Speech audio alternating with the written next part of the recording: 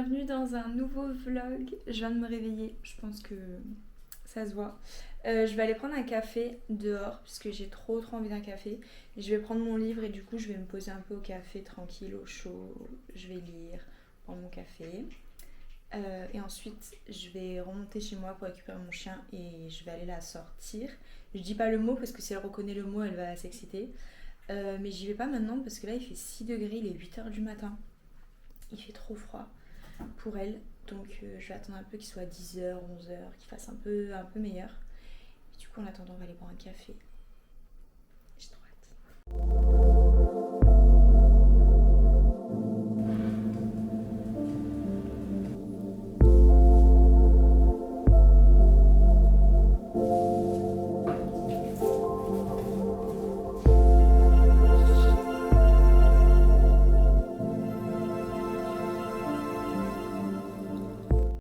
Bon, je viens de rentrer de la balade de mon chien et aussi être allée prendre un café et tout ça. Franchement, c'est bien promené pendant moins 1 heure. Autant vous dire que mon chien est crevé. Et en fait, là, il est 11h30, je crois, un truc comme ça. Et en soi, j'ai pas vraiment déjeuné ce matin parce que j'ai juste pris un café.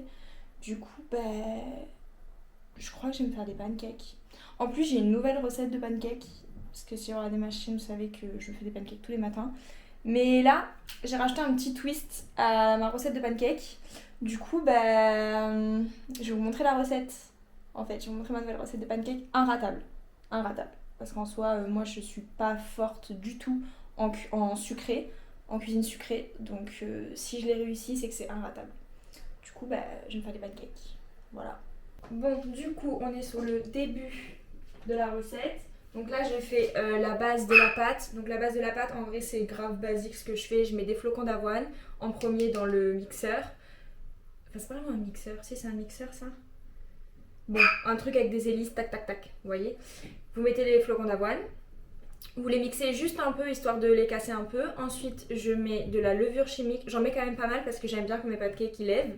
Ensuite je mets un œuf, un peu de lait d'amande, peu importe le lait végétal. Ou même du lait de vache si vous voulez, mais voilà, lait végétal pour moi. Donc un œuf, lait végétal, une demi-banane, vous pouvez en mettre une entière, moi j'en mets une demi parce que en vrai je les fais tous les jours en fait. Donc je me fais juste 2-3 pancakes, 2-3 gros pancakes. Donc là on est sur la base de la pâte, donc ça c'est basique. À ça normalement j'ajoute des pépites de chocolat. Donc ça c'est ma recette basique. Mais du coup en ce moment, ce que je rajoute, le petit twist, je vais vous montrer ce que c'est que du coup le petit twist. Le petit twist, c'est ce truc. C'est le mélange pain d'épices. Donc en fait, ça va être des épices de pain d'épices. Où j'ai acheté ça, je ne le sais pas parce que c'est ma mère qui me l'a donné. Mais je pense que ça se trouve peut-être même au supermarché, genre mélange pain d'épices. Du coup, à l'intérieur, je vais vous dire ce qu'il y a. Comme ça, si vous avez au pire toutes ces épices chez vous, vous avez juste à les mélanger. Mais même si là, je trouve parfaitement dosé, du coup, vu que c'est déjà fait. Cannelle, anis, gingembre, cardamome, coriandre, girofle, badiane. Voilà, vraiment mélanger pain d'épices. Donc c'est assez fort honnêtement. Donc j'en mets une lichette. Genre vraiment j'en mets un tout petit peu. Et aussi, truc trop bon, je fais cuire mes bananes. Je fais cuire mes pommes à la poêle avec juste ça et du beurre. C'est délicieux. Mais dans la pâte à pancake, c'est parfait pour la saison en fait. Donc je rajoute ça en premier lieu. Donc là je vais remixer ma pâte et elle sera prête. Du coup là je suis en train de faire fondre du beurre salé, pour le détail du beurre salé, dans la poêle. J'ai rajouté les pépites de chocolat à ma pâte, dans laquelle j'ai mis les épices, pain d'épices. Et le deuxième twist de mes nouveaux pancakes, c'est que je leur fais un cœur fondant à la pâte à tartiner. Mais pas n'importe quelle pâte à tartiner, je prends celle-ci. C'est la bonne maman cacahuète cacao. Non mais vraiment cette pâte à tartiner, c'est la meilleure. Attendez, je vais couper la musique parce que je suis en train de parler. Et je vais devoir me censurer pour YouTube parce qu'il y a droit d'auteur. Je suis en train d'écouter le nouvel album de FKA Twigs, enfin la partie 2 de Yo Sexual, genre Afterglow. Incroyable, un des meilleurs projets que j'ai entendu de ma vie, bref. Mais du coup ouais, je prends cette pâte à tartiner, je sais pas si on voit bien, mais franchement elle est succulente. Parce qu'en fait le beurre de cacahuète seul, ça m'écœure. Et la pâte à tartiner seule, j'adore en vrai, mais j'en achète jamais, enfin voilà. Mais là, les deux mélangés, en fait c'est parfait. Donc bref, on va faire un cœur fondant avec ça, je vais vous montrer.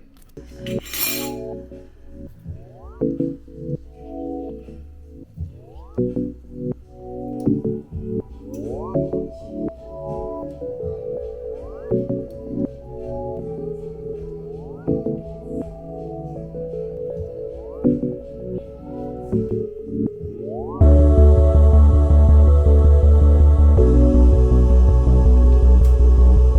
balafré est incroyable. Elle l'est.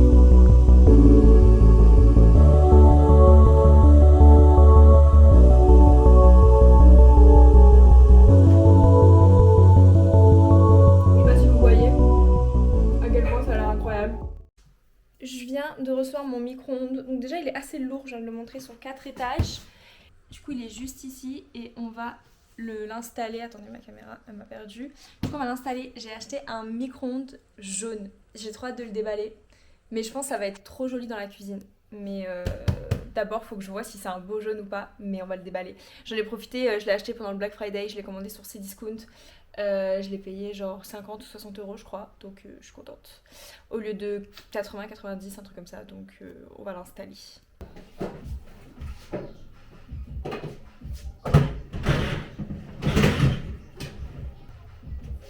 J'adore.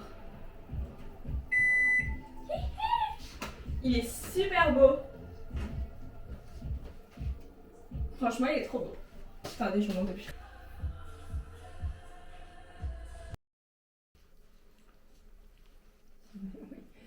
Mais oui.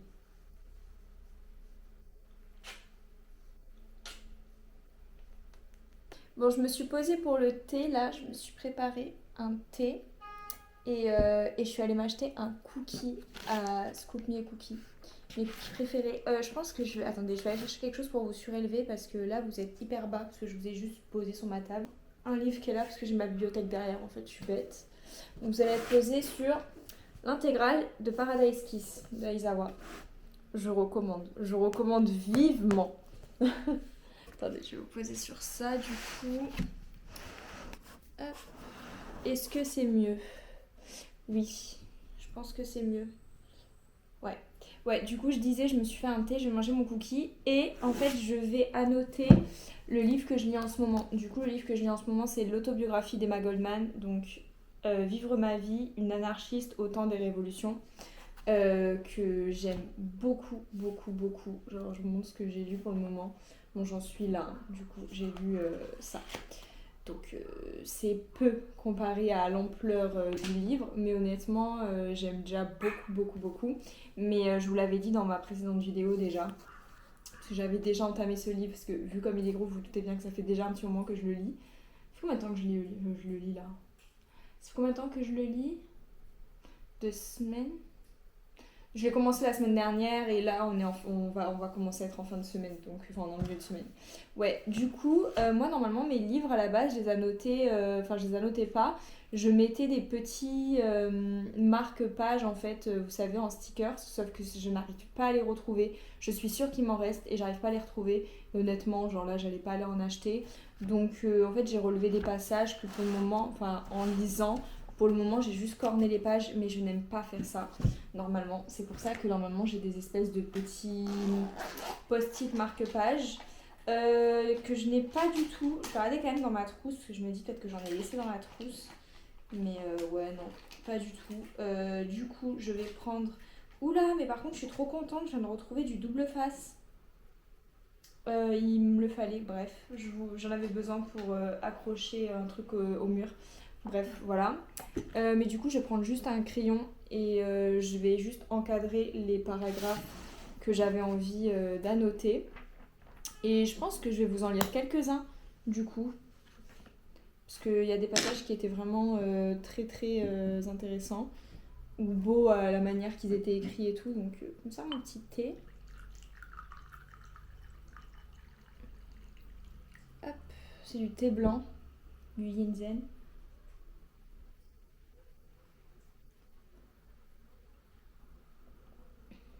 Il est bon. J'ai vraiment très très hâte de recevoir mon canapé parce que là actuellement je suis assise sur un coussin. C'est pas grave, hein, je suis assise sur un coussin devant ma table basse, mais j'ai si hâte d'avoir mon canapé. Bon, normalement là je le reçois bientôt. Pourquoi tu lèches la table toi? Là je le reçois bientôt, normalement je le reçois dans 10 jours. Hmm. J'ai pris, j'ai pris mon préféré. Oh, je vais mourir. Mais là il n'y a pas trop de fleurs de sel. C'est le chocolat noir fleur de sel que je prends tout le temps chez Scoop Me a Cookie. Mais là, d'habitude, vraiment des gros morceaux de sel sur le cookie. Mais il n'y a pas. Mais bon, il y en a à l'intérieur, vous savez. Mm. Ils sont si bons. En plus, ça fait longtemps que j'en avais pas pris. Bon, le problème maintenant, c'est que vu que j'ai juste, vous savez, marqué la page sur le côté, bah, dans la page que j'ai marquée, il faut retrouver le passage qui m'a fait, qui m'a fait corner cette page. Mm. Mais bon, je vais relire, ça va me revenir.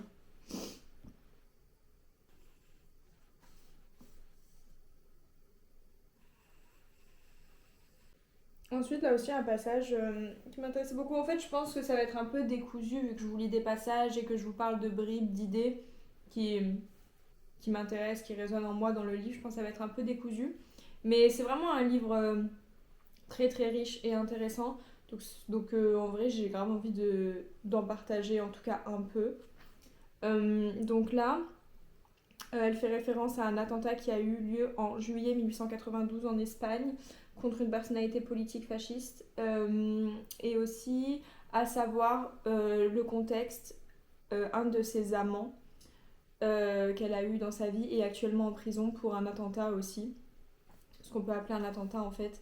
En gros, il a essayé de tuer aux États-Unis, de tuer un patron d'une entreprise de sidérurgie qui a fait tirer sur ses employés en grève. Donc du coup, cette personne-là, donc, qui est dans son entourage d'Emma Goldman, est en prison. Donc ça résonne assez en elle, du coup. C'est pour ça que je mets le contexte avant de vous lire le passage. Parce que là, du coup, elle réagit à l'assassinat qu'il y a eu en Espagne, comme je vous ai dit, d'une personnalité politique. Parce qu'en fait, cette personne a commis cet attentat après avoir entendu un discours de Emma Goldman. Du coup, bah, elle réagit à l'attentat.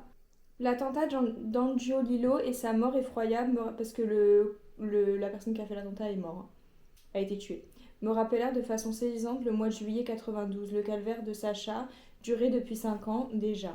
Sacha, c'est celui qui est en prison, comme je vous ai dit. Il s'en était fallu de peu que je partage son sort. Par manque de 50 misérables dollars, je n'avais pas pu accompagner Sacha à Pittsburgh, mais comment évaluer la peine et la souffrance psychique causée par cette expérience? Ce n'était pourtant pas trop cher payé pour la leçon que j'avais tirée de l'acte de Sacha. En effet, j'avais cessé depuis lors de considérer les actes politiques, donc là c'est ça que je vais souligner. En effet, j'avais cessé depuis lors de considérer les actes politiques uniquement du point de vue utilitaire ou en fonction de leur valeur de propagande, comme le faisaient d'autres révolutionnaires. M'importaient beaucoup plus dorénavant les forces intimes qui poussent un idéaliste à des actes de violence et exigent souvent l'anéantissement de sa propre vie. J'en étais arrivée à la certitude que derrière chaque acte politique de ce genre se trouvait une personnalité impressionnable, excessivement sensible et de nature douce. De tels êtres ne peuvent continuer à vivre dans l'indifférence face à la grande misère et l'iniquité humaine. Leur réaction à la cruauté et à l'injustice du monde se traduit inévitablement par un acte violent, par un déchirement ultime de leur âme torturée. En fait, je trouvais ce passage hyper intéressant parce que je trouve que ça faisait un peu écho à par exemple Luigi Mangione qui a tué du coup le big boss là, d'une compagnie d'assurance américaine.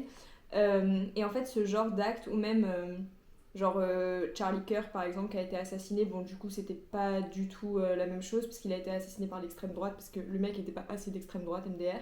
Mais bref, du coup, ça n'a rien à voir. Mais en tout cas, quand il y a des personnalités fascistes qui sont assassinées, c'est vrai qu'on dépeint énormément, en fait, dans tous les cas, hein, pas forcément des personnalités fascistes, mais on dépeint énormément, en fait, les commanditaires de ce genre d'actes comme des monstres, comme quoi c'est d'une extrême violence, etc.